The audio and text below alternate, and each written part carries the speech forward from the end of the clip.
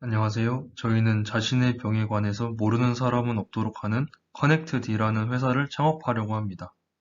현재 저희는 코로나 상황에 집중을 하고 있습니다.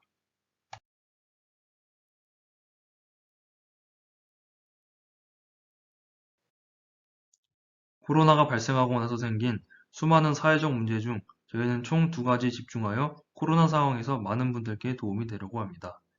첫 번째로 저희는 상당한 전화 지원에 집중했습니다. 코로나19와 같이 전염성이 높은 전염병의 경우 신속한 대처가 후속 처리를 수월하게 합니다. 하지만 현재 1339에 전화를 걸어보면 전화가 밀려 상담원과 통화할 수 없으니 조금만 기다려달라는 자동 음성을 듣게 됩니다. 따라서 빠르게 대처해야 하는 상황에서 골든타임을 놓치기도 합니다. 두 번째로는 여론 형성이 어려움입니다. 현재 백신 부작용과 관련해서 인과성 부족으로 보상을 받고 있지 못하는 사람들이 많습니다. 하지만 현재 그들이 할 수 있는 행동은 국민신문고에 올려 자신의 청원이 올라가기를 바라는 비교적 수동적인 방법을 택할 수밖에 없습니다. 따라서 저희는 이 두 가지 사회적 문제를 해결하고자 합니다. 저희는 이 일환으로 이스라엘의 코로나19 증상들을 모아놓은 데이터를 이용하여 아래와 같은 학습 모델을 개발했습니다. 그러면 먼저 코로나 데이터에 대해 살펴보겠습니다. 본 코로나 데이터는 종속 변수를 포함하여 총 9개의 변수로 이루어져 있고 총 27만 8,848개로 모두 범주형 데이터로 이루어져 있습니다.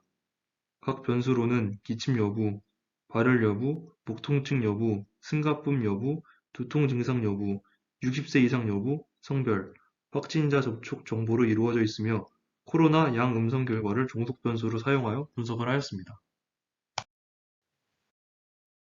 데이터 전처리는 변수 선택과 결집감 및 모호한 데이터 제거 두 가지 과정으로 나눴는데요. 먼저 첫 번째로 변수 선택 과정입니다. 코로나 데이터가 모두 범주형 데이터로 이루어져 있기 때문에 저희는 범주형 자료 사이의 연관 관계를 분석하는 교차 분석을 실시했습니다. 그 결과 분석 결과로 나온 모든 p-밸류가 모두 0.01% 이하로 나와서 유의 수준 1%에서 모든 독립 변수들이 종속 변수와 유의한 연관관계를 가지는 것으로 나왔습니다. 따라서 처음에는 모든 변수를 다 사용하고자 했으나 60세 이상 변수가 결집값이 많고 종속 변수와의 상관계수가 상대적으로 낮게 나와 해당 변수만 제거하고 분석했습니다. 두 번째로는 먼저 결집값을 제외하더라도 충분한 데이터가 있다고 판단하여 결집값은 모두 제외하였습니다. 그리고 종속 변수에서 의미 불분명한 값인 나돌 값을 제거하고 날짜 데이터를 이용하여 월별 데이터를 생성하여 분석에 사용했습니다.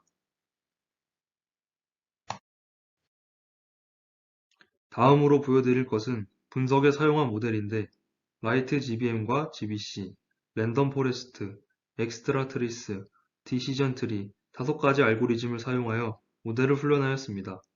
또한 각 개별 모델들의 애큐레시만 비교하는 것이 아니라 최상의 성능을 갖는 모델을 찾는 과정을 자동화해주는 AutoML 알고리즘을 사용하여 최상위 성능 3개 모델을 성정한 후 스태킹 알고리즘을 적용하였습니다.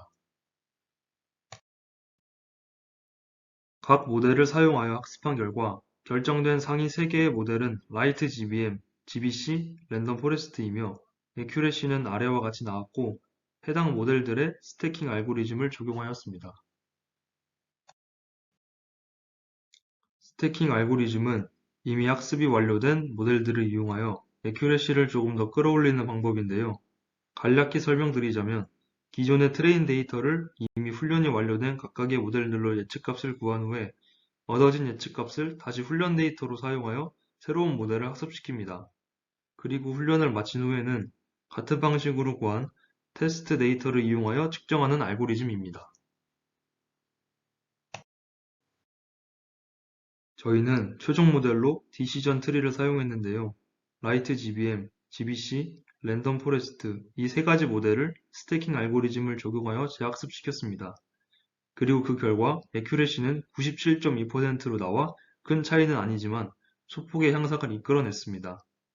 그리고 이것을 통해 저희는 질병과 관련된 올바른 여론 형성과 정보 교류의 도화선이 될 것이라고 확신했습니다. 그래서 저희는 다음과 같은 서비스를 제공하려고 합니다.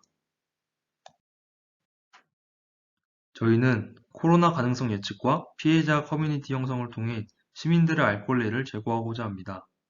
저희는 이에 대한 방법으로 데이터화를 제시합니다.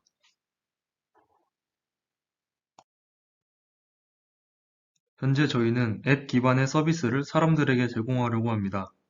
현재 저희는 총 5가지의 세부 카테고리를 설정하여 서비스를 제공하려고 하고 있습니다. 증상, 여론 형성, AI 예측 서비스, 실시간 진행도와 Q&A 카테고리가 바로 그것입니다. 저희는 우선 코로나 가능성 예측 서비스를 통해 신속한 판단을 제공하고자 합니다. 이는 곧 시간이 너무 오래 걸려 답답해하는 시민들에게 신속한 결정을 통해 시간 배분의 용이성을 드리려고 합니다. 또한 행정가들에게는 불필요한 인원 확충으로 인해 낭비되는 세금을 절약하도록 하는 올바르고 신속한 판단을 제공하고자 합니다. 이것에 대한 과정으로는 총 3가지로 이루어집니다. 먼저 학습 모델을 이용하여 사용자의 증상을 기반으로 예측합니다. 그러면 AI가 1초 안의 결과를 사용자에게 전달합니다. 그리고 이 결과를 바탕으로 AI는 사용자에게 다양한 해결 방안을 제시하도록 합니다. 다음으로는 피해자들 대상 커뮤니티에서 제공하는 사용자 니즈에 맞춘 큐레이션입니다. 보시는 바와 같이 총 경우의 수를 3가지로 나열했습니다. 모임이 필요한 경우는 여론 형성 카테고리를 통해서 제공되고, 증상과 부작용이 궁금한 경우에는 증상 카테고리에, 마지막으로 연구 소식은 실시간 진행도 카테고리를 클릭한다면 정보를 제공받을 수 있게 하였습니다. 다음으로는 커뮤니티 프로세스에 대해서 말씀드리려고 합니다. 여론 형성 카테고리의 경우 피해자들의 사례 데이터에 기반한 매칭 서비스를 통해 만날 수 있도록 하고, 증상 카테고리의 경우 증상 분석을 이용한 지속적인 가시화 작업을 제공하려고 합니다. 마지막으로 실시간 진행도 카테고리의 경우 사이트 간의 중개 역할을 통해 신속하게 연구 소식을 제공하고자 합니다.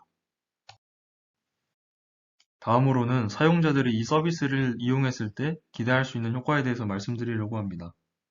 저희는 이 서비스를 통해 사실에 입각한 올바른 여론 형성과 신속한 판단 제공으로 시민들의 알 권리를 제고하고자 합니다.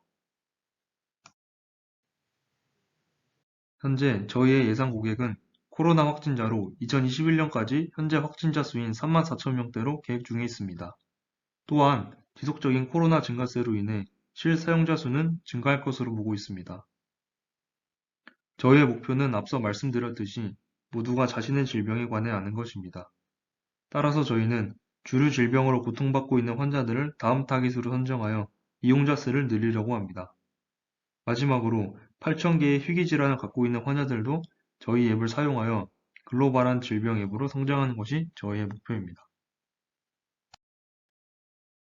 지금까지 커넥트D의 발표였습니다. 들어주셔서 감사합니다.